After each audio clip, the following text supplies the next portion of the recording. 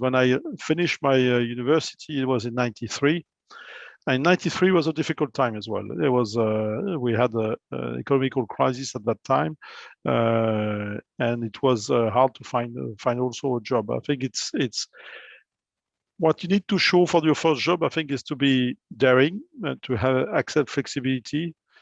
You know, when I went for the interview for this job, they told me, okay, you will spend 1 month in Dunkirk. So for me, you know, I was living in Normandy. So I say there you will be trained, and after it was in December, you will move to Prague, and you will start to work there in Prague.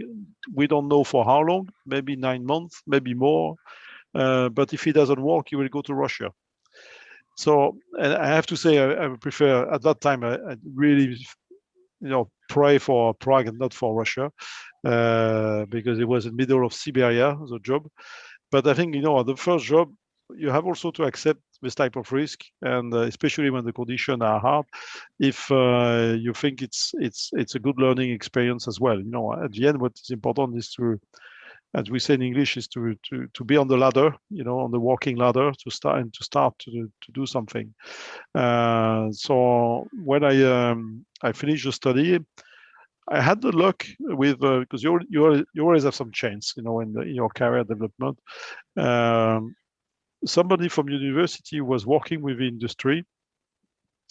I follow me during a training internship I did. I did an internship in the a group called Alstom during my engineering school, and he was in contact with Alstom, and so he kept my name. And when there's an opportunity came at school, somebody was looking for somebody who was ready to go abroad, etc. The fact I went to UK to study, etc. He thought that I was more international driven by other people maybe at school, so he put me in contact. So I've been. That's where chance can happen, but it's to get you in contact with the opportunities. People were companies who are looking for people. But I have to say, after there was a selection, but also it was what was important for the company was to show that I'm ready to take risk. I'm ready to move from the next day to a different location, and 1 month later to another country. And that's, I think, what was also important for them to see how I react on that. For your first job, don't be too, I would say, how to say, make it. Don't try to find the best job from the first job. I don't think you try to do that. But sometimes I've seen people, I don't want the job because it's far from my home, or I have to walk. I have to not to work a lot, that's of course, but I have to travel a lot, or whatever reason. You know, I think that for your first job, be flexible. You know, and then when you have a first experience, it's always easier after to find a job, or to move in the company if you are happy in the company, of course, and when you have built experience in the company. But I will say, do not hesitate to be daring. Make sure that you make your research when you go for a job interview.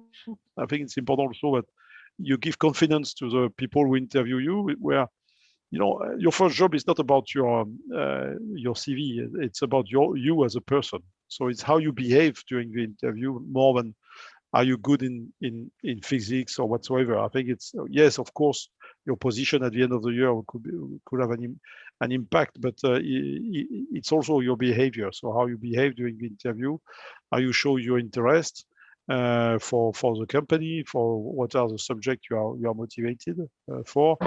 And I think that's the point. I think also during your studies, focus also on digitalization, because, you know, the company, you know, people like me at above 50, we are thinking about, yeah, wow, on digitalization we have to learn a lot, and we expect from your generation to bring the you know, the know-how, the flexibility, the agile way of doing things.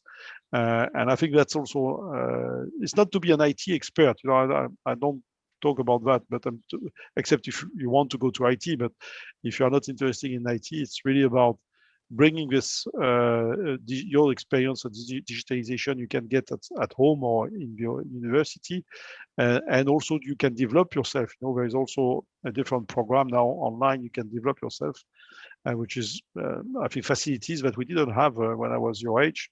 What you can find today online is amazing in terms of training, etc. So to show that you do also extra work outside of university, or not work, but extra training, that's also, I will advise you to look at that.